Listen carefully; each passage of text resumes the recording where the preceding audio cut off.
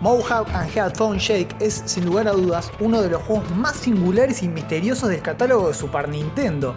Es un juego bastante extraño que es una especie de interludio que intenta combatir contra la propuesta de Sega de Toe and Jump, y digamos que le sale un producto bastante extraño. Por momentos la física no es respetada por el juego, no sabemos si estamos arriba o estamos abajo. El personaje quisiera parecerse a una especie de cuerpo espino o una especie de Sonic mutante por momentos, porque parece que se vuelve como una bola.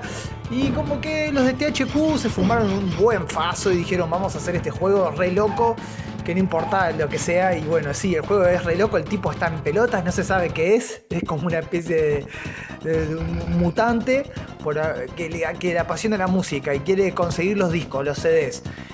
A lo largo del juego es eso, básicamente es un juego de plataformas, pero cambia la física por momentos y tenés que atrapar la mayor cantidad de discos para poder abrir los portales que te llevan a otras pantallas.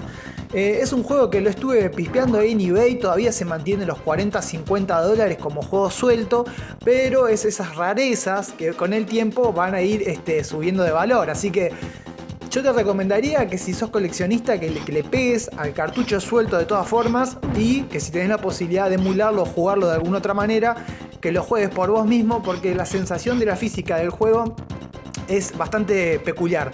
No es Super Mario Galaxy, obviamente que no, pero tiene una especie de singularidad ahí, unas cosas extrañas que no se sabe bien. Para la época seguro que salían a fumar de la buena buena.